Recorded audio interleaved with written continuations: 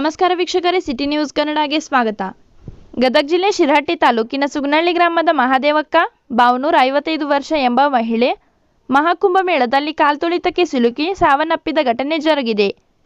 ಇವರು ಬೆಳಗಾವಿದ ಹಲವು ಜನರು ಸೇರಿ ಉತ್ತರ ಪ್ರದೇಶದ ಪ್ರಯಾಗ್ರಾಜ್ ಮಹಾಕುಂಭಮೇಳದ ತ್ರಿವೇಣಿ ಸಂಗಮದಲ್ಲಿ ಪುಣ್ಯ ಸ್ನಾನ ಮಾಡಲು ತೆರಳಿದ್ದರು. ಮಹಾಕುಂಭಮೇಳದಲ್ಲಿ ಕಾಲ್ತುಳಿತಕ್ಕೆ ಸಿಲುಕಿ ಕರ್ನಾಟಕದ ಬೆಳಗಾವಿ ಮೂಲದ ಒಟ್ಟು 4 ಜನ ಮೃತಪಟ್ಟವರ ಪೈಕಿ ಸುಗನಹಳ್ಳಿ ಗ್ರಾಮದ ಓರ್ವ ಮಹಿಳೆ ಮಹಾದೇವಿ ಬಾವನೂರು ಸಹ ಒಬ್ಬರಾಗಿದ್ದಾರೆ. ಮೃತದೇಹವನ್ನು ಫ್ಲೈಟ್ ಮೂಲಕ ಬೆಳಗಾವಿಗೆ ತರಲಾಗಿದ್ದು, ಅಲ್ಲಿಂದ ನೇರವಾಗಿ ಆಂಬ್ಯುಲೆನ್ಸ್ ಮೂಲಕ ಮಹಾದೇವಿಯ ತವರೂರು ಹುಬ್ಬಳ್ಳಿ ತಾಲೂಕಿನ ನೂಲ್ವಿ ಗ್ರಾಮಕ್ಕೆ ಮೃತದೇಹವನ್ನು ತಂದು ಅಂತ್ಯಕ್ರಿಯೆಯನ್ನು ನೆರವೇರಿಸಲಾಯಿತು.